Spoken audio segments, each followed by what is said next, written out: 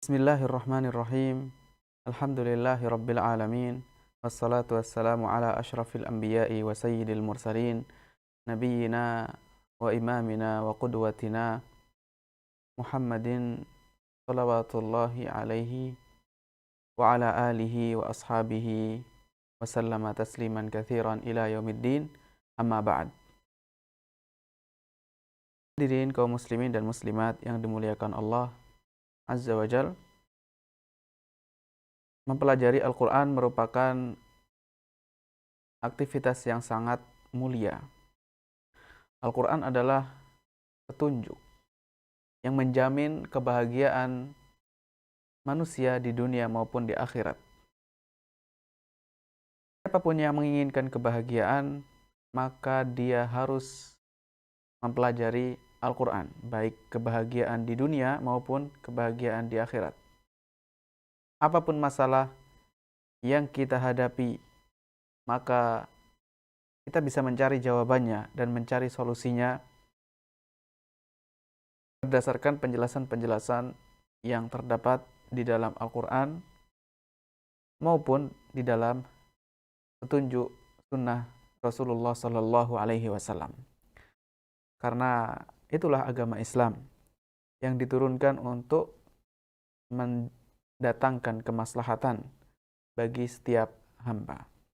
Tentu saja bagi siapapun yang berusaha mempelajari dan mengamalkannya. Maka salah satu usaha kita dalam mempelajari ilmu-ilmu yang berkaitan dengan Al-Quran adalah tema yang akan kita bicarakan pada malam hari ini, yaitu ilmu ahkam Al-Quran. Ilmu ahkam Al-Quran. Ilmu yang berkaitan dengan hukum-hukum Al-Quran. Apa yang dimaksud dengan ilmu ahkam Al-Quran ini? Maka kita akan membahas dari yang pertama adalah pengertiannya, definisinya, mafhumnya, apa itu ilmu ahkamul Quran. Kemudian kitab-kitab yang membahas ahkamul Quran. Lalu berapa jumlah ayat-ayat di dalam Al-Quran yang membahas tentang hukum-hukum. Lalu kemudian materi-materi yang berkaitan dengan ilmu ini. Ini adalah ilmu yang cukup penting di dalam ulumul Quran. Ilmu-ilmu yang berkaitan dengan Al-Quranul Karim. Disebutkan dalam kitab Al-Muyassar fi Ulumil Quran sebagai muqaddimah bahwa ada beberapa orientasi para ulama yang membahas tafsir Al-Quranul Karim. Ada beberapa kecenderungan, arah. Sebagian ada yang lebih kepada sisi bahasa Arabnya. Sebagian lebih kepada sisi fikihnya. Lalu kemudian ada juga yang lebih dominan kepada sisi qiraahnya. Ada yang i'rabnya dan lain sebagainya. Nah, di antara orientasi atau kecenderungan atau fokus yang menjadi titik utama dalam kitab-kitab tafsir adalah al-ittijah al-fiqhi. Lebih kuat sisi fikihnya. Fikih adalah salah satu cabang dari ilmu-ilmu syariat. Yang mana ilmu fikih adalah ilmu yang membahas tentang hukum-hukum syariat yang berkaitan dengan perbuatan hamba, bukan berkaitan dengan keyakinan atau akidah, karena itu ada ilmu tersendiri. Dengan dalil-dalil yang secara terperinci, itu adalah fikih. Jadi perbuatan hamba, baik berkaitan dengan ibadah maupun muamalat, berkaitan dengan harta, jual beli, sewa menyewa, berhutang, pinjam meminjam, dan seterusnya. Ada juga yang berkaitan dengan hubungan kekeluargaan, fiqhul usrah. Al-usrah, seputar pernikahan, perceraian, kemudian mengurusi anak, dan hal-hal yang berkaitan dengan pernikahan. Lalu kemudian juga fikih membahas tentang perbuatan hamba ketika terjadi tindak kriminal. Ketika ada pencurian, apa yang harus dilakukan? Ketika ada pembunuhan, ketika ada perbuatan asusila atau perzinaan, apa yang akan diberikan hukumannya, maka ini semuanya termasuk di dalam fikih. Nah, di antara titik utama atau poin yang menjadi pemberat dalam sebagian kitab-kitab tafsir adalah dari sisi fikihnya. Sehingga dari sini maka yang dimaksud dengan ahkamul Quran adalah ketika ada seorang ahli tafsir. Karena Al-Quran ini bukan hanya berfokus kepada satu ilmu saja. Ilmu yang terkandung sangatlah luas. Nah, ada seorang atau sebagian ulama tafsir yang sengaja di dalam menulis kitab tafsirnya untuk menampakkan, untuk menonjolkan, menampakkan ke permukaan hukum-hukum fikih yang dijelaskan dalam ayat-ayat Al-Quran. Karena Al-Quran banyak sekali yang dibahas berkaitan dengan iman, yaitu tentang akidah, lalu kemudian tentang fikih tadi, amalan hamba, kemudian tentang nasihat, tentang zuhud, tentang bermacam-macam. Semuanya hal-hal yang bermanfaat, hal-hal yang mendatangkan maslahat dibahas di dalam Al-Quranul Karim. Jadi ada di sana ilmu tentang astronomi yang berkaitan dengan alam semesta. Kemudian juga, walaupun Al-Quranul Karim bukan buku astronomi, bukan kitab sains, dia adalah kitab petunjuk, cahaya, yang siapapun mengikutinya pasti akan menemukan keselamatan. Nah, inilah yang disebut dengan ahkamul Quran, yaitu hukum-hukum fikih. Karena hukum ada banyak, ada hukum akal, hukum yang berkaitan dengan akal, ya, yang dibahas dengan ilmu mantik dan yang lainnya. Kemudian ada juga hukum al-ahkam al-urfiyah yang diketahui berdasarkan tradisi atau adat kebiasaan atau budaya. Itu juga hukum, tetapi yang dimaksud dengan ahkamul Quran di sini adalah hukum-hukum fikih yang sudah kita sebutkan tadi, mencakup ya, secara garis besar ibadah, muamalah, pernikahan, dan jinayat atau kriminal. Maka itu disebut dengan al-ahkam, ya, ahkamul Quran. Dan sebagian ulama memberikan nama atau istilah untuk tafsir yang lebih didominasi oleh hukum-hukum fikih seperti ini disebut dengan at-tafsir al-fiqhi. Jadi ada dua nama, tetapi yang lebih masyhur yang ahkamul Quran. Ada juga yang mengatakan namanya adalah at-tafsir al-fiqhi, tafsir fikih. Berkaitan dengan seputar muqaddimah ini bisa dilihat, dirujuk di kitab Tafasirul Ahkam wa Manahijuha. Ini kitab yang cukup komprehensif. Secara judul saja sudah dapat difahami, tafsir-tafsir hukum dan metode-metodenya. Muslimin dan muslimat yang dimuliakan Allah Tabaraka wa Ta'ala, maka bisa ditarik satu garis bahwasanya ilmu ahkamil Quran ini bisa didefinisikan, bisa diberikan pengertian secara istilah bahwasanya ilmu ahkamul Quran adalah al-ilmu alladzi yu'na bi bayanil ahkami syar'iyyah. Ilmu yang berfokus, ilmu yang membahas hukum-hukum syariat allati tadullu 'alaiha ayatul Qur'ani nassan au istinbatan. Ilmu, jadi suatu ilmu yang berfokus, yang menitik beratkan penjelasan hukum-hukum syariat yang ditunjukkan oleh ayat-ayat Al-Quran. Baik secara nas, secara teks yang jelas, yang zahir, atau istimbat yang membutuhkan ijtihad, membutuhkan alat-alat ijtihad, istimbat. Ya, istikhrajul ahkam, harus digali terlebih dahulu, baik yang kelihatan, yang sudah nampak, maupun yang harus membutuhkan penggalian, membutuhkan perenungan, membutuhkan ilmu-ilmu ijtihad. Nah, ini adalah definisi ilmu ahkam Al-Quran. Nah, sebenarnya berapa sih jumlah ayat-ayat Al-Quran yang membahas hukum fikih? Atau biasanya disebut dengan adadu ayatil ahkam. Berapa total ayat-ayat ya al-ahkam di dalam Al-Qur'anul Karim? Berapa totalnya, berapa? Berapa jumlahnya? Dan macam-macamnya seperti apa? Maka untuk menjawab pertanyaan yang pertama, berapa jumlahnya di dalam Al-Qur'anul Karim? Karena bukan hanya membahas hukum fikih saja, maka yang menjadi pertanyaan, berapa totalnya? Para ulama berusaha untuk menghitung jumlah ayat-ayat hukum, ayat-ayat yang membahas fikih.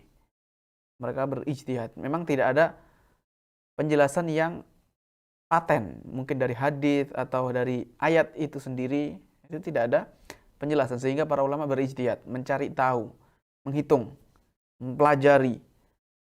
Ternyata mereka setelah mempelajari, yang terjadi adalah perbedaan pendapat. Terjadi khilaf, ada beberapa versi, ada beberapa pandangan.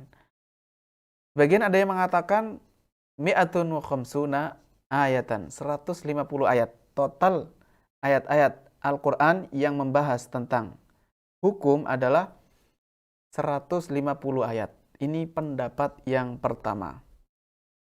Jadi ada khilaf ya. Berapa totalnya di dalam Al-Quranul Karim? Di sini ada perbedaan pendapat. Pendapat yang pertama mengatakan totalnya adalah 150. Lalu ada pendapat yang kedua. Dan ini yang lebih masyhur, yang lebih populer, yang banyak tersebar di kalangan para ulama.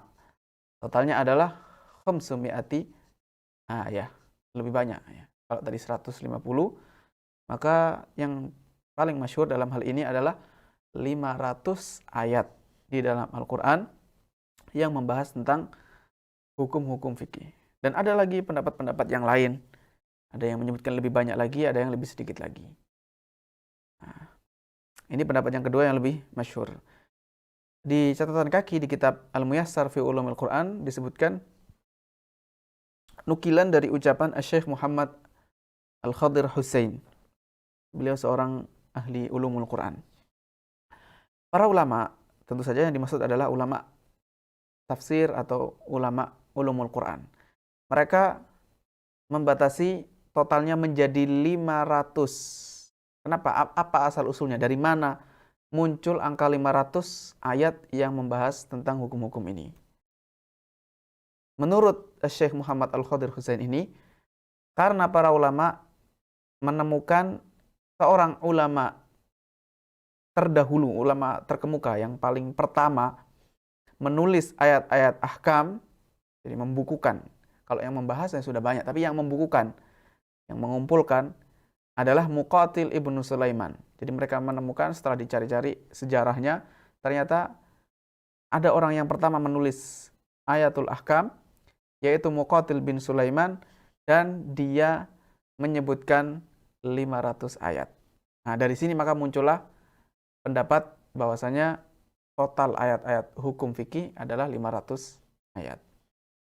Al-Imam Az-Zarkashi rahimahullahu ta'ala dalam kitab beliau Al-Burhan fi Ulumul Quran, dan ini bisa juga dilihat penjelasan Al-Imam As-Suyuti dalam Al-Itqan, menyebutkan alasan pendapat ini bahwasanya ada kemungkinan yang dimaksud adalah ayat-ayat yang secara tegas, sorihah fil ahkam, jadi membahasnya secara terang-terangan atau tidak membutuhkan ijtihad yang mendalam.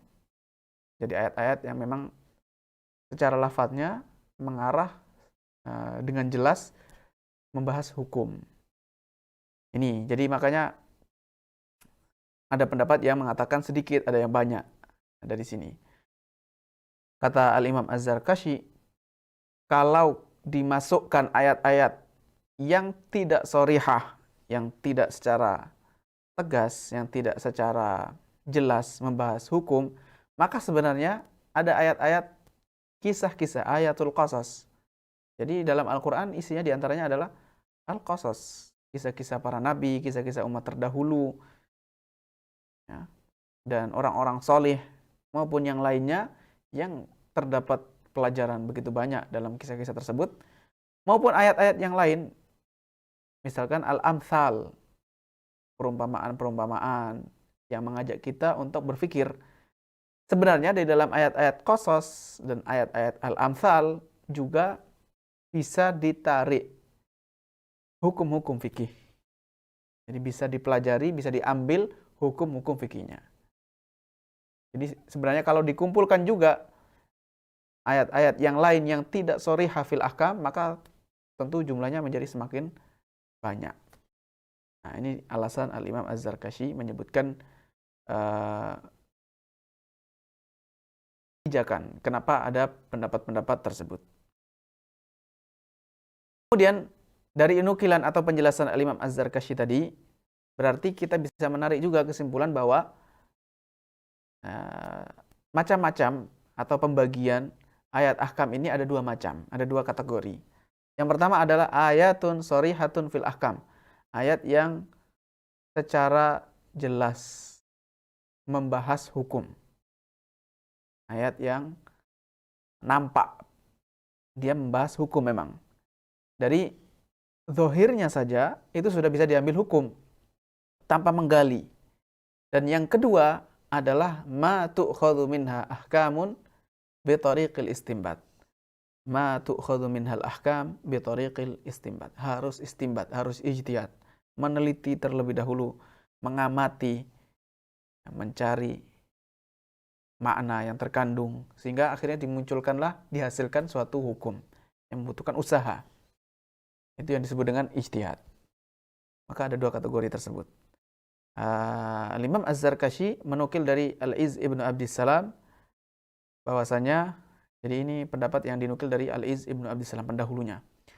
Yang pertama, ma yustambatu min ghairi dhamimati ayatin ila ukhra. Ada juga pendapat versi yang lain, pembagian yang lain. Ada yang bisa istimbat tanpa digabungkan dengan ayat yang lain. Jadi satu ayat ini saja bisa ditarik satu hukum.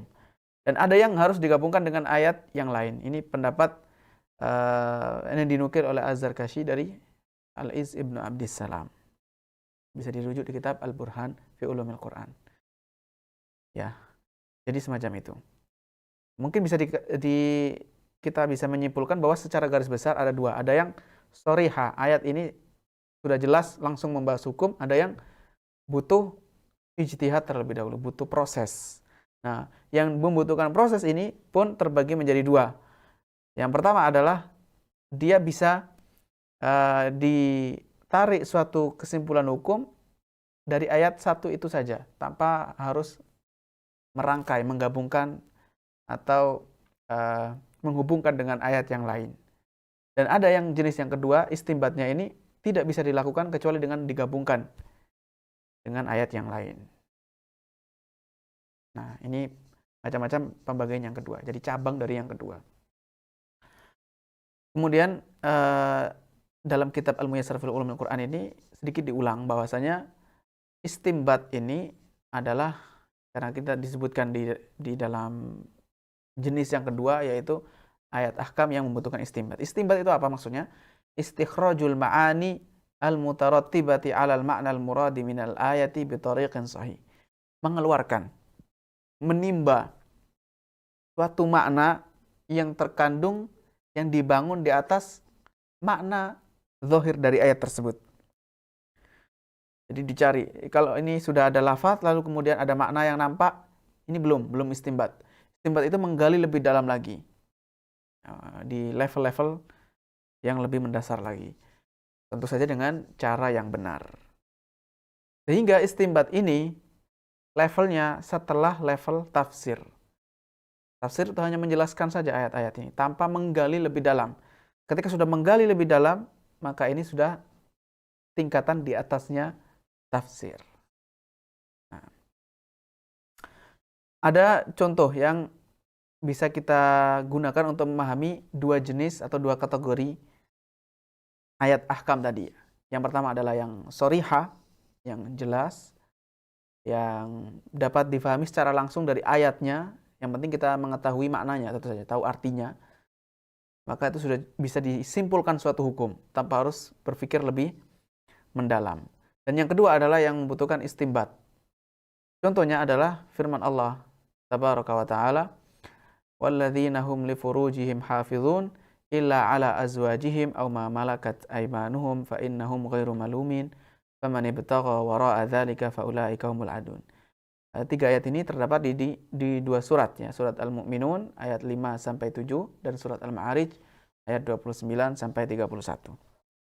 Allah Azza wa Jalla memuji orang-orang yang menjaga kemaluan mereka. Menjaga kemaluan mereka, tidak menyalurkan syahwatnya kepada sesuatu yang haram. Dijaga illa ala azwajihim, kecuali disalurkan ke jalan yang halal, yaitu kepada pasangan-pasangan mereka. Au ma malakat aimanuhum, atau budak-budak mereka. Fa innahum ghairu malumin, maka mereka orang-orang yang tidak tercela. Famani butagha wara'a dzalika, lalu orang yang mencari jalan yang lain untuk menyalurkan syahwatnya selain kepada pasangannya dan selain kepada budak, maka mereka adalah orang-orang yang melampaui batas. Maka perzinaan atau liwat atau yang lainnya, maka itu termasuk melampaui batas ya, berdasarkan penjelasan ayat tersebut. Nah, dari tiga ayat ini ada dua hukum yang bisa ditarik ya, atau disimpulkan. Yang pertama adalah hukum yang sudah sharih, yang sudah jelas, yang tidak perlu berpikir terlalu panjang. Yang pertama ya, atau yang ditarik ya secara nasson shorihan adalah ibahatu qada'i syahwati an-nikahi bi tariqatain az-zawaji wa mulkil yamin wa tahrimu ma siwa dzalik. Yang pertama adalah boleh menyalurkan syahwat nikah, maksudnya adalah syahwat untuk memuaskan nafsu seseorang dengan dua cara saja. Yang pertama adalah menikah ya, sehingga dia memiliki suami kalau dia perempuan, atau memiliki istri kalau dia laki-laki.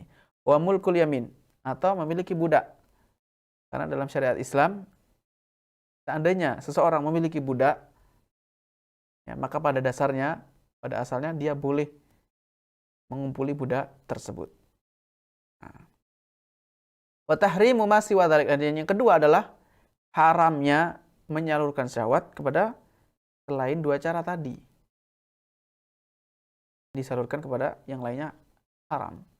Ini hukum yang sharih, yang ya, dengan diartikan begitu saja, atau bagi orang Arab ya sudah tahu, siapapun tahu tanpa harus berpikir lebih dalam.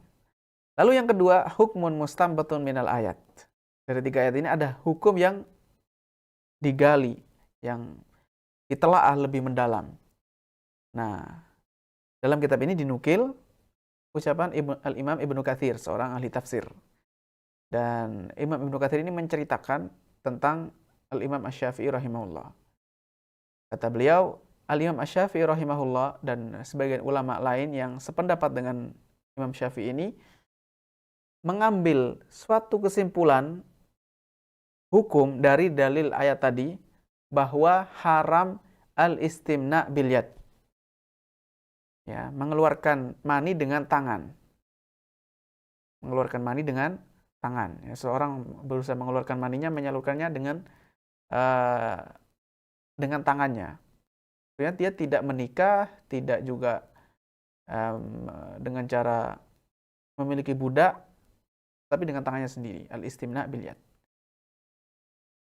Imam Syafi'i dan ulama yang sependapat dengan beliau mengatakan istimna, atau ini disebut dengan onani, itu haram. Dalilnya adalah ayat yang mulia ini, walladzina hum li furujihim hafizun illa ala azwajihim aw ma malakat aymanuhum fa innahum ghairu malumin. Imam Syafi'i mengatakan, fa hadza sani, perbuatan ini, orang yang berusaha mengeluarkan air maninya dengan tangannya, kharijun an hadzainil qismain. Dia sudah di luar dua cara tadi, di luar menyalurkan dengan pasangannya atau kepada budaknya. Berarti itu sudah di luar, maka hukumnya haram. Nah, walaupun secara teksnya tidak ada penyebutan al-istimna ini. Waqad qala Dan Allah Azza wa Jalla menutup menyambung ayat tadi, famani betagha wara'a dzalika, siapa yang mencari jalan selain itu, maka mereka adalah orang-orang yang melampaui batas. Demikian ya, contohnya ayat yang menunjukkan ada hukum sharih dan ada hukum istinbat. Lalu selanjutnya adalah kemunculan ilmu ahkamul Quran. Sejak kapan ada ilmu ahkamul Quran ini? Di tinjauan historis, sejarah, dan watadwini, dan pembukuannya. Kapan pertama kali muncul atau ditulis kitab ilmu ahkamul Quran? Tafsir yang jenisnya adalah ahkamul Quran. Tafsir yang lebih menitik beratkan hukum-hukum fikih.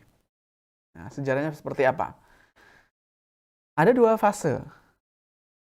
Fase utama yang dilalui oleh ilmu ahkamul Quran ini. Fase yang pertama adalah masa kenabian, masa Rasulullah SAW masih hidup, lalu kemudian masa para sahabat, ya, para khulafaur rasyidin, lalu kemudian di masa generasi para tabi'in. Di fase yang pertama ini, Al-Quranul Karim diturunkan Allah Subhanahu wa taala melalui perantara malaikat Jibril kepada Rasulullah SAW, sudah mencakup banyak sekali hukum-hukum fikih. Ya, tentang wajibnya sholat, wajibnya zakat, puasa Ramadan, haji, kemudian berwudu, tayamum, dan hukum-hukum fikih yang lainnya. Yang fungsinya adalah untuk menjelaskan kemaslahatan, yang mendatangkan kemaslahatan, maslahat maksudnya manfaat bagi hamba-hamba di dunia maupun di akhirat. Jadi sudah ada hukum. Kalau ada yang mengatakan Al-Quran hanya kitab akidah, maka itu salah. Ya memang ada akidah juga, tetapi bukan hanya terbatas itu. Atau ada yang mengatakan Al-Quran adalah kitab sastra, maka ini keliru juga, bukan hanya sastra. Memang sastranya tinggi. Atau ada juga yang mengatakan Al-Quran adalah kitab kisah. Kalau dikatakan kitab kisah saja, maka kurang tepat. Karena walaupun banyak kisah-kisah yang terkandung di dalam Al-Quran, tetapi Al-Quran bukanlah buku cerita. Ya, maka mencakup juga hukum-hukum fikih yang menjamin, ya, siapapun yang mengamalkan hukum ini, perbuatan ini, maka dia akan mendapatkan kemaslahatan. Nah, para sahabat di zaman dahulu, mereka sudah memahami, mereka sudah mengetahui hukum-hukum tersebut. Bukan hanya tahu, bahkan mereka juga mengamalkannya. Lalu ketika ada permasalahan yang belum mereka pahami dengan baik, maka mereka bertanya kepada Rasulullah SAW, meminta penjelasan langsung kepada Rasulullah SAW. Dan Rasulullah adalah sebaik-baik guru yang mengajarkan kepada para sahabat. Di antaranya contohnya kisah Adi ibnu Hatim, ya, dan kisah-kisah yang lain. Intinya, para sahabat sudah mengetahui di dalam Al-Quran ini ada hukum-hukum fikih, sehingga mereka pun mengamalkannya. Lalu kemudian jika ada sesuatu yang mengganjal, ada sesuatu yang masih belum difahami dengan baik, mereka merujuk, mereka bertanya kepada Rasulullah SAW sehingga mendapatkan petunjuk lebih lengkap. Ini di masa Rasulullah SAW masih hidup. Ketika Rasulullah SAW meninggal dunia, beliau wafat, dan negara, wilayah yang ditempati kaum muslimin semakin luas dengan adanya penaklukan, ya, banyaknya negara-negara yang akhirnya memeluk Islam, muncullah peristiwa-peristiwa, muncullah masalah-masalah, problematika kehidupan yang baru, yang menuntut, yang membutuhkan ijtihad para sahabat dalam berfatwa dan dalam memutuskan perkara qadha, perkara hukum. Ketika mereka berijtihad, karena tidak ada dalilnya yang tegas, tidak ada nas di dalam Al-Quran maupun hadis, sehingga para sahabat pun berijtihad. Bagaimana ini jawabannya berkaitan dengan syariat Islam? Ketika mereka beristinbat, mereka bersandar, mereka bertumpu kepada Al-Quran. Yang pertama kali mereka cari Al-Quran dulu. Ketika ada masalah yang baru, belum pernah seperti ini ditanyakan atau didapati oleh para sahabat dulu, ketika Rasulullah SAW masih hidup. Nah, sekarang baru muncul ini masalah yang baru. Maka para sahabat langsung merujuk kepada Al-Quran. Kalau ada ya langsung diputuskan dari Al-Quran ini. Kalau tidak ada lalu kemudian dicari di dalam sunnah, di dalam hadis Rasulullah SAW. Kalau tidak ada juga, sudah dicari di dalam Al-Quran, di dalam hadis, tidak ada, maka mereka pun berijtihad. Ijtahadu biroi, menggunakan roi, pendapat mereka. Berpikir, mereka menggunakan akal mereka. Tentu saja dengan cara yang benar, ya, tidak serampangan. Ketika mereka berijtihad, terkadang sampai kepada konsensus, sampai kepada ijma, kesepakatan. Setelah mereka mempelajari, satu memutuskan juga, ternyata sama kebetulan. Misalkan begitu, maka inilah yang dimaksud dengan ijma. Terkadang mereka ijma, sepakat di dalam hukum yang diambil dari Al-Quran maupun sunnah tadi. Ya, atau mereka ketika berijtihad ternyata kesimpulannya sama. Atau satu berijtihad lalu disetujui oleh para sahabat yang lain. Para sahabat yang lain diam, yang disebut dengan al-ijma as-sukuti, atau ya memang para sahabat mengakui ya, dan memuji. Berarti menjadi kesepakatan. Tetapi terkadang juga tidak sepakat. Ya, karena kalau seandainya sudah ada di dalam Al-Quran penjelasannya secara tegas, secara jelas, para sahabat ya tunduk. Tetapi ketika membutuhkan ijtihad, ini masalah yang baru, maka terkadang mereka berselisih pendapat bahkan dalam memahami ayat. Bagaimana pemahaman tentang ayat ini? Ketika mereka memahami ayat saja sudah berbeda pendapat, maka bisa dan sangat berpotensi untuk berbeda pendapat juga di hukum yang dihasilkan oleh pemahaman ayat tadi. Jika ada yang mengatakan hukumnya begini A misalkan, lalu mengatakan yang lain B, yang lain lagi mengatakan C, beda-beda. Contohnya, salah satu contoh yang paling mudah difahami, paling jelas adalah para sahabat dahulu berselisih pendapat tentang makna al-qar'. Al-qara', mufrad dari quru. Ketika mereka membaca ayat di dalam surat Al-Baqarah ayat 228, wal mutallaqatu yatarabbasna bi anfusihinna thalathata quru, dan wanita-wanita yang ditalak, wanita yang dicerai. Maka keharusan mereka adalah untuk menunggu. Nah, mereka harus menunggu, menjalani masa iddah, menunggu. Menunggunya berapa lama? Thalathata quru'in. 3 quru. Quru, jamak dari qara. Para ulama atau para sahabat, ini ulama di sini para sahabat, mereka berselisih pendapat. Ada dua versi. Ada yang mengatakan quru, yang mufradnya adalah qara, adalah haid.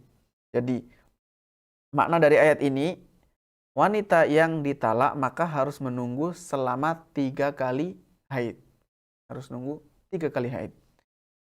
Ada yang mengatakan, dan ini pendapat yang kedua, yang dimaksud dengan salah satu quru adalah salah satu atur atau tuhur. 3 kali suci. Suci dari haid. Bukan haidnya yang dihitung, tapi sucinya dari haid. Nah, dari sini maka para sahabat pun akhirnya berbeda pendapat. Gara-gara memahami quru ini apa maksudnya, apa makna dari ayat ini, akhirnya mereka berselisih pendapat pada hukum yang diambil, yaitu, nah sekarang pertanyaannya, wanita yang ditalak, kalau misalkan ternyata benar-benar dihadapkan kepada masalah nyata, ada seorang wanita yang dicerai, ditalak oleh suaminya, maka dia menunggu 3 quru. Nah, ini menunggu 3 quru ini menunggu 3 kali haid atau 3 kali suci? Para sahabat berselisih pendapat, ya. Ada pendapat yang berbeda. Nah, khilaf semacam ini ada. Dibangun ya, munculnya perbedaan pendapat dalam fikih. Salah satu sebabnya adalah perbedaan pandangan dalam memahami ayat Al-Quranul Karim. Ini bukan suatu aib, ya, bukan suatu aib. Allah menghendaki demikian. Allah menghendaki demikian, dan ini memberikan keluasan bagi para ulama untuk berijtihad, dan mereka pun ketika berijtihad mereka mendapatkan pahala, walaupun salah mereka mendapatkan pahala. Tapi jika benar ijtihadnya, maka pahalanya menjadi berlipat, ya, double. Pahala ijtihadnya berusaha memahami ayat, dan pahala mendapatkan kebenaran, sesuai dengan kebenaran. Dari sini maka hampir tidak ada kitab tafsir pun yang ditulis oleh para ulama tafsir salaf atau para tafsir terdahulu yang tidak membahas hukum Al-Quran. Jadi sulit untuk menghindari penjelasan hukum-hukum di dalam Al-Quran. Pasti ada hukum fikihnya yang dibicarakan oleh para ulama tafsir terdahulu. Tetapi khilaf-khilaf semacam ini ya tidak terlalu nampak, tidak terlalu banyak kita dapati. Sehingga arah fikih, ya, kalau mereka menulis tafsir atau membahas tafsir, tidak terlalu terlihat ada orientasi yang mengarah kepada tafsir fikih. Belum muncul di sini. Di masa-masa ini, walaupun mereka sudah membahas hukum, tetapi yang menitik beratkan, yang fokusnya ke sisi hukum fikih, ini belum terlalu terlihat, atau bahkan tidak ada di masa-masa awal-awal ini. Masa para sahabat dan masa para tabi'in. Ini fase yang pertama. Lalu fase yang kedua, fase al-madzahib al-fiqhiyah, munculnya mazhab-mazhab fikih. Fase selanjutnya, kemunculan mazhab-mazhab fikih. Jadi ada madrasah-madrasah fikih, ada perguruan-perguruan fikih. Ini pada tahun atau pada abad kedua Hijriah. Inilah muncul mazhab-mazhab fikih.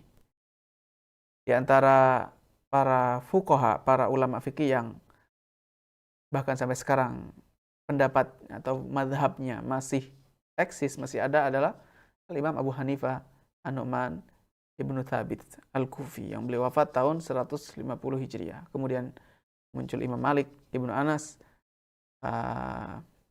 Imam Daril Hijrah yang wafat tahun 193 Hijriah. Lalu kemudian Al-Imam Asy-Syafi'i, yang Muhammad Ibnu Idris Asy-Syafi'i yang wafat tahun 204 Hijriah. Lalu Imam Ahmad Ibnu Hanbal yang wafat tahun 241 Hijriah. Walaupun ini bukan pembatasan, bukan hanya mazhab ini bukan hanya 4, tetapi inilah yang paling terkenal dan yang paling banyak diikuti di muka bumi. Ada mazhab yang lain, ada mazhab Ishaq Ibnu Rahawai, ada mazhab Ats-Tsauri, mazhab Al-Auza'i, mazhab At-Tahawi, dan yang lain sebagainya. Tetapi ketika mereka berselisih pendapat, ya di masa-masa awal ini, abad kedua Hijriah, masih belum ada ta'assub, fanatisme mazhab. Bahkan mereka malah menolak, mereka tidak suka ketika mereka diikuti terlalu berlebihan. Bahkan mereka menyeru, mengajak agar berpegang kepada dalil, bukan mengikuti pendapat mereka. Ini di masa-masa ini. Ini masa-masa yang benar, ya. Bermadzhab, ya, ada mazhab, ada perguruan, tetapi tetap ya, rujukannya adalah dalil, bukan pendapat mereka secara langsung. Sampai kemudian muncullah generasi yang berikutnya. Disitulah taklid sudah mulai ya, menguat. Taklid itu mengikuti pendapat tanpa mengikuti dalilnya, tidak peduli dalil, atau bahkan sampai ta'assub, fanatisme, mengikuti, membela mati-matian suatu mazhab, tidak peduli apakah ada mazhab, ada penjelasan yang lain yang lebih kuat atau tidak. Ini namanya ta'assub, dan ini tercela, ya, tentu saja tercela yang semacam ini. Kemudian muncul masa-masa semacam ini. Setelah kemunculan ta'assub ini, maka ini salah satu faktor yang mempengaruhi sebagian ulama. Mereka tetap ulama, tetapi terjatuh dalam kesalahan semacam ini. Dan para ulama bukanlah seorang yang maksum. Bahkan sampai kepada tingkatan mereka mentakwil, menafsirkan, atau membawa pemahaman suatu ayat hukum dibawa kepada mazhabnya, disesuaikan. Jadi suatu ayat ini maknanya dibelokkan kepada mazhabnya. Ini sampai kepada level-level semacam ini. Ini di masa-masa yang kurang baik. Walaupun tetap saja bukan berarti masa-masa ini semuanya buruk. Tetap masih ada bagian ulama yang insaf, yang mereka tetap berusaha mencari dalil dan tidak rela, tidak menerima fenomena ta'assub tersebut. Jadi mereka tetap bisa mentarjih, menguatkan suatu pendapat walaupun menyelisih mazhab yang dia anut. Misalkan seorang mazhabnya adalah Maliki, tetapi ketika melihat bahwasanya ada dalil yang lain yang lebih kuat berada pada pendapat yang berseberangan, misalkan ternyata dia melihat pendapatnya Abu Hanifah lebih kuat, maka dia menguatkan, mengambil pendapatnya Imam Abu Hanifah. Jadi yang menjadi poin utamanya adalah dalil. Nah, ini tetap ada. Berkaitan dengan hukum seputar bermadhab atau tidak dan bagaimana perincian-perinciannya, ada pembahasan tersendiri. Nah, bukan di sini tempatnya ya. Nah, dari dua fase yang sudah kita sebutkan tadi, fase yang pertama adalah fase masih belum muncul mazhab-mazhab fikih. Lalu yang kedua adalah fase kemunculan mazhab fikih. Kesimpulannya, setelah kemunculan mazhab-mazhab fikih ini, akhirnya banyak madrasah-madrasah, perguruan-perguruan fikih, dan banyak pengikut mereka, banyak murid-murid mereka. Dari sini muncul suatu metode penulisan tafsir yang mendominasikan, ya, menguatkan, yang lebih banyak membahas hukum-hukum fikih. Yang ini disebut dengan tafsir ayatil ahkam. Setelah muncul mazhab-mazhab fikih, baru muncullah kitab-kitab tafsir yang didominasi oleh pembahasan hukum-hukum fikih. Dan ada dua versi sebenarnya. Ketika mereka menyebutkan hukum-hukum fikih ini secara dominan di kitab tafsir mereka, ada dua macam. Ada yang sebenarnya dia tidak ingin menyengaja menonjolkan hukum-hukum fikihnya. Tetapi sebagian ulama yang versi yang pertama ini, dia akan menyebutkan hukum-hukum Al-Quran, ya, mau tidak mau, karena ketika membahas tafsir secara utuh pasti akan menemukan atau berpapasan atau melewati ayat-ayat hukum, ya otomatis dia akan jelaskan juga hukumnya. Nah, terkadang di sini muncul asar dari madhabnya. Jadi madhabnya ini mewarnai tafsir hukumnya. Nah, karena dia madhabnya misalkan Maliki, akhirnya penafsirannya ketika membahas hukum fikih didasarkan kepada fikih madhab Maliki. Kalau dia madhabnya Syafi'i, maka metode penafsiran ketika membahas hukum fikih ini sesuai dengan madhab Syafi'i. Nah, semacam ini ada. Jadi dia tidak menginginkan dari awal saya mau fokus di ayat-ayat yang membahas hukum fikih saja, tidak begitu. Dan ini di kitab-kitab tafsir yang panjang, kutub tafsir al-mutawwalah, yang bisa dibilang ensiklopedi, kitab-kitab tafsir yang besar-besar. Misalkan tafsir Ibnu Jarir At-Tabari, tafsir Ibnu Atiyah, dan yang lainnya. Lalu yang kedua, bentuk penulisan tafsir fikih yang kedua adalah dia sudah menginginkan, sudah meniatkan, penulis tafsir ini sudah berusaha untuk menonjolkan hukum-hukum fikih.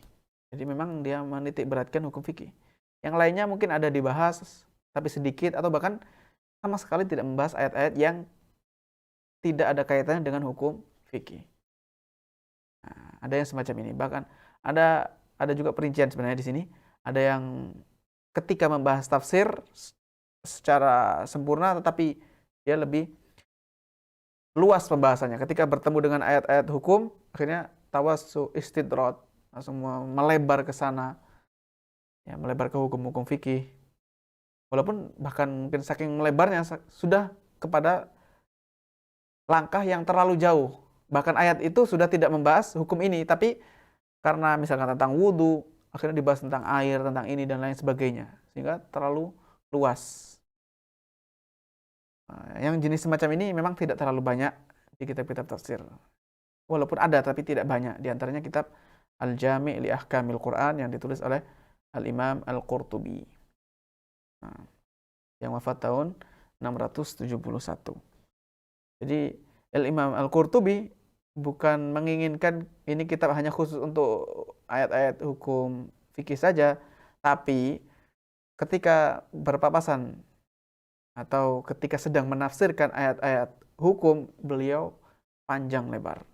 Bahkan saking panjangnya mungkin sampai disebutkan masalah-masalah yang sebenarnya ini sudah di luar tema yang dibahas di ayat tadi, sudah di luar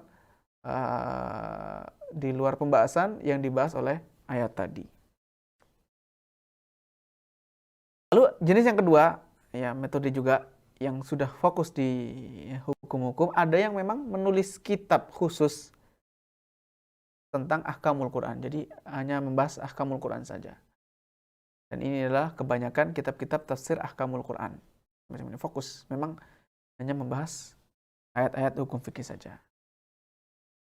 Maka sekarang kita akan melihat beberapa judul, beberapa kitab-kitab ahkamul Quran yang ditulis secara khusus.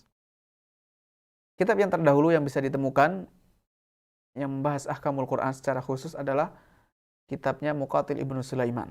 Muqatil Ibnu Sulaiman, seorang ulama yang wafat tahun 150 Hijriah. Nama kitabnya, judulnya adalah Tafsirul Khams Mi'ati Ayatin Minal Qur'ani Fil Amri Wan Nahyi Wal Halali Wal Haram. Penafsiran 500 ayat Al-Quran yang berkaitan dengan perintah, larangan, halal, dan haram. Ya, maksudnya hukum-hukum fikih. Ini kitab pertama tentang ahkamul Quran. Nah, manuskripnya sudah sampai ya, bisa ditemukan. Lalu kemudian ditahqiq, banyak para pentahqiq, dan salah satu cetakannya dicetak di Irak. Ini kitab Muqatil Ibnu Sulaiman. Lalu kemudian muncul lagi tulisan-tulisan yang lain, karya-karya yang lain berdasarkan mazhab-mazhab fikih. Karena kitab-kitab ini kitab fikih, dan fikih ada mazhabnya, sehingga kitab tersebut akan diwarnai oleh mazhab penulisnya. Dalam mazhab Hanafi ada kitab Ahkamul Quran karya Abu Ja'far At-Tahawi. Lalu ada juga Ahkamul Quran karya Abu Bakar Ar-Razi Al-Jassas. Ahkamul Quran lil Jassas. Dalam mazhab Maliki ada kitab Ahkamul Quran karya Ibnul Arabi, Abu Bakar Ibnul Arabi. Ada juga kitab Ahkamul Quran karya Abdul Mun'im Ibnul Faras Al-Andalusi. Kemudian dalam mazhab Maliki juga ada Al-Jami' li Ahkamil Quran karya Al-Imam Al-Qurtubi tadi. Qurtubi ini mazhabnya Maliki. Dalam mazhab Syafi'i ada kitab Ahkamul Quran li Syafi'i. Ahkamul Quran Asy-Syafi'i. Jadi Ahkamul Quran versi Imam Syafi'i. Tapi perlu difahami bahwa ini bukan karya Imam Syafi'i secara langsung, melainkan Jam'u Abi Bakar Al-Baihaqi. Yang mengumpulkan adalah Al-Imam Al-Baihaqi. Jadi Al-Imam Al-Baihaqi mencari penafsiran Al-Imam Syafi'i, dikumpulkan yang berkaitan dengan ayat-ayat Al-Quran, lalu dinisbahkan kepada Imam Syafi'i. Tapi yang menulis, yang mengumpulkan adalah Al-Imam Al-Baihaqi. Kemudian yang ketujuh, Ahkamul Quran karya Ilkayah Al-Hirrasi. Ya, Abul Hasan Ilkayah Al-Hirrasi. Kemudian Taisirul Bayan di Ahkamil Quran Ibnu Nuruddin Al-Mauzu'i.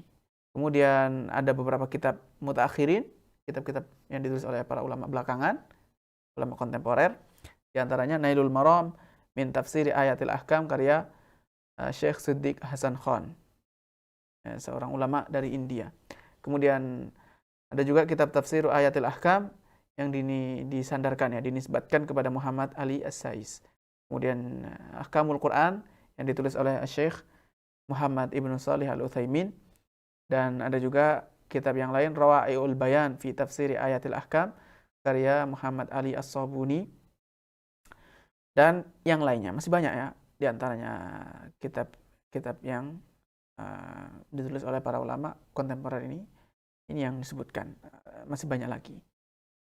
Kemudian Al-Imam As-Suyuti yang beliau wafat tahun 911 Hijriah, beliau menulis kitab Al-Iklil fi Istinbatit Tanzil. Ini kitab yang cukup menarik, ya, cukup unik. Beliau membahas istinbat ulumul Quran secara umum, bukan hanya berfokus kepada hukum fikih. Jadi beliau uniknya di sini istimbat, tetap istimbat, tetapi bukan berfokus kepada hukum fikih saja, hukum akidah dan yang lain sebagainya itu juga dimasukkan dalam kitab beliau ini, Al-Iqlil fi Istinbatnya. Dan ini bisa jadi tidak terlalu banyak yang menulis dengan gaya semacam ini, dengan sistem semacam ini. Selanjutnya adalah metode yang digunakan oleh para ulama ketika menulis, bagaimana urutannya, bagaimana penyusunan dalam menulis tafsir ayatil ahkam. Ada dua metode. Yang pertama adalah disusun buku-buku ini. Dia menyusun bab-babnya sesuai dengan topik-topik fikih, sesuai dengan urutan bab fikih. Dimulai dengan sholat dulu, sebelumnya ada bersuci, toharoh, lalu ada zakat, kemudian disusul dengan puasa, lalu haji, lalu dan seterusnya. Jadi urutannya adalah diurutkan berdasarkan topik-topik fikihnya, sehingga lebih urut kalau dilihat dari kitab fikih, ya, dari sisi kitab fikih ini lebih urut. Ini metode yang digunakan oleh Muqatil Ibnu Sulaiman, kemudian Abu Ja'far At-Tahawi dan Al-Imam Al-Baihaqi. Lalu jenis yang kedua, ada yang tidak mengurutkan berdasarkan urutan bab-bab fikih, normalnya fikih. Walaupun sebenarnya tema-tema fikih ini tidak baku, ya. Ada yang mendahulukan misalkan setelah ibadat, ada yang mendahulukan muamalah dulu, ada yang mendahulukan fikih munakahat dulu, ya, al-ahwal asy-syakhsiyah atau fikul usra dulu. Ada perbedaan. Tetapi secara umum ada urutan-urutan yang populer di kitab-kitab fikih. Kitab-kitab Ahkamul Quran ada yang urutannya yang penting sesuai dengan urutan surat Al-Quran. Sehingga bisa jadi di surat ini dibahas tentang sholat, lalu di ayat yang lain dibahas tentang sholat juga, tapi dari sisi yang berbeda. Dan ini adalah mayoritas kitab-kitab tafsir Ahkamul Quran. Kebanyakan seperti ini. Tidak mengurutnya berdasarkan topik fikihnya, tapi mengikuti urutan surat Al-Quran. Jadi ya sudah dimulai dengan Al-Fatihah, Al-Baqarah, Ali Imran, dan seterusnya. Kebanyakan kitab tafsir semacam ini. Misalkan kitab tafsir Al-Jassas, kemudian Ibnul Arabi, dan Ilqiyah Al-Harrazi. Ada beberapa catatan berkaitan dengan kitab-kitab tersebut, kitab-kitab Ahkamul Quran. Ada beberapa catatan berkaitan dengan kitab-kitab tafsir ayatil ahkam. Yang pertama, bagian kitab-kitab ini terlihat arah ta'assub, ya, fanatisme mazhab. Ya, ada sebagian kitab-kitab yang ditulis terkait Ahkamul Quran ini, satu warna ta'assubnya kuat. Ya, warna ta'assub atau fanatisme mazhabnya kuat. Bahkan sampai kepada tingkatan yang sangat tercela, yaitu merendahkan pendapat yang menyelisih mazhabnya. Kalau ada penjelasan dari ulama yang lain yang menyelisih pendapat dia rendahkan, tidak dipedulikan, atau dicemooh, atau bahkan ya dihina. Padahal seharusnya tidak perlu. Kalau memang dia berpendapat seperti itu, A, misalkan dia mazhabnya A, kalau ada orang yang berpendapat B, ya sudah tinggalkan saja. Yang penting dia sudah menjelaskan mazhabnya sendiri. Tidak perlu sampai pada tingkatan mencela. Kalau mendiskusikan masih aman, tapi merendahkan atau ya mencaci maki, maka itu sudah level yang buruk, tingkatan yang tidak baik. Walaupun ada juga yang masih kuat mazhabnya, ruh atau jiwa-jiwa mengikuti tamadzubnya kuat, tetapi ada sebagian yang masih pertengahannya, tidak terlalu ekstrim, insaf, atau tidak sampai ke tingkatan yang buruk. Misalkan Al-Imam Al-Qurtubi, walaupun mazhabnya mazhab Maliki, tapi beliau ya, tidak sampai kepada mencela atau merendahkan pendapat-pendapat yang lain. Ini catatan yang pertama. Maka perlu difahami dengan baik. Dan masing-masing rata-rata kitab-kitab ini ditulis oleh para ulama, dilihat dulu mazhabnya apa.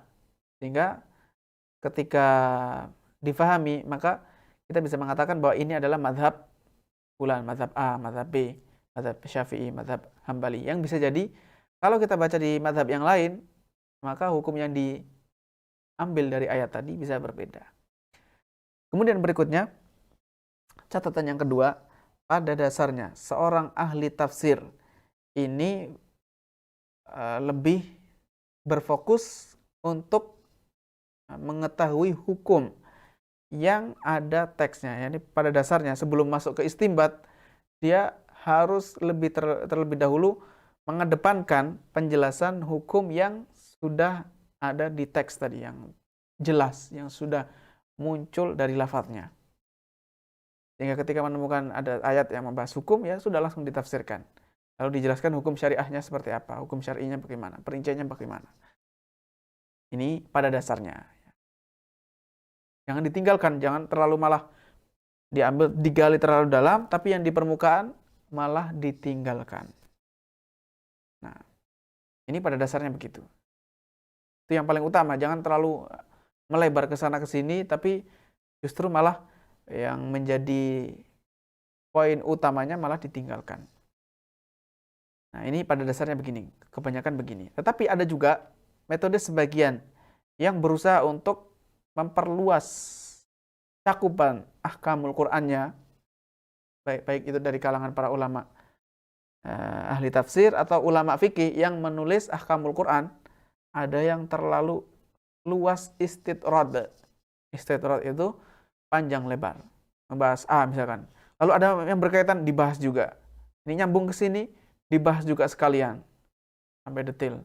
Lalu nyambung ke sana lagi, sehingga ini yang disebut dengan al-istitrad. Walaupun sebenarnya ayat kalau kembali terlalu jauh, ini sudah ke sini, ya kadang seperti itu, orang berbicara tertarik, wah ini menarik, dibahas juga. Nyambung ke sini, dibahas juga. Sampai jauh, bahkan sampai ayat yang ditafsirkan ini sebenarnya tidak ada kaitan dengan pembahasan tadi. Ini ada sebagian ulama yang menggunakan metode semacam ini. Nah, ya memang tidak bisa dikatakan bahwa ini salah atau benar, ya enggak, tidak begitu. Tapi ini sudah menjadi metode. Dia caranya memang begitu. Caranya memang semacam itu. Nah, terserah ya, dia mau menulisnya, ulama tersebut, beliau menulisnya semacam itu, ya sudah. Begitu. Bukan berarti salah atau buruk malahan, enggak. Bukan berarti buruk, karena tetap memberikan faidah. Sebagian ulama tafsir diantaranya adalah Abu Hayyan, ya, dalam tafsirnya Al-Bahrul Muhit beliau mengatakan ya menyebutkan fenomena semacam ini, ada sebagian terlalu jauh menjelaskan suatu hukum-hukum fikih yang berkaitan dengan ayat-ayat Al-Quran. Kata beliau, sebagian ulama tafsir dalam kitab-kitab mereka misalkan menyebutkan hukum at-tasmiyah fis salat, membaca bismillah dalam salat. Apa hukumnya?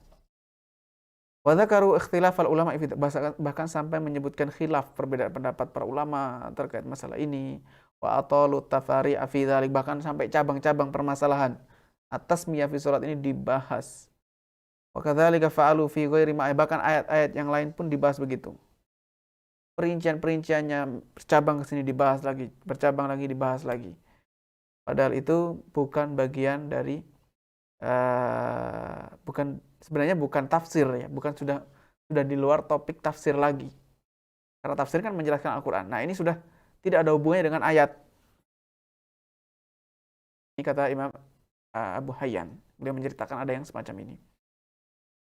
Wa maudhu hadza, padahal sebenarnya tempatnya kalau memang mau diperinci semacam ini seharusnya, tapi bukan berarti itu suatu kesalahan atau bagaimana, tidak.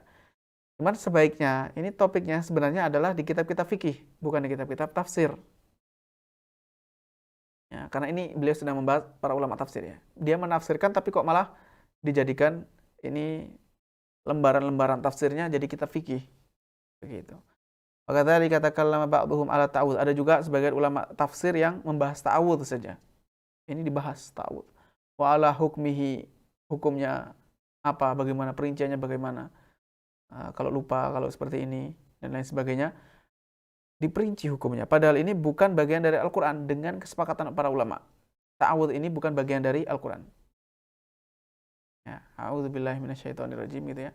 Hukum-hukumnya ini bukan bagian dari Al-Qur'anul Karim. Nah, dari sini maka Imam Abu Hayyan mengatakan, jadi menyebutkan metode beliau sendiri setelah menceritakan ada ulama yang begini-begini, terlalu panjang lebar, padahal itu seharusnya di kitab-kitab fikih.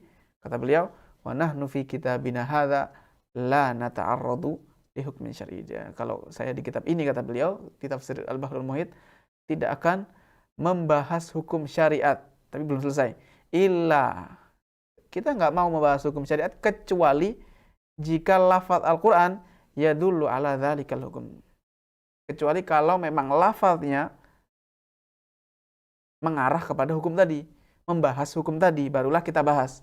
Tapi kalau ayat ini tidak membahas hukum tadi, ya sudah, saya nggak akan bahas, kata beliau.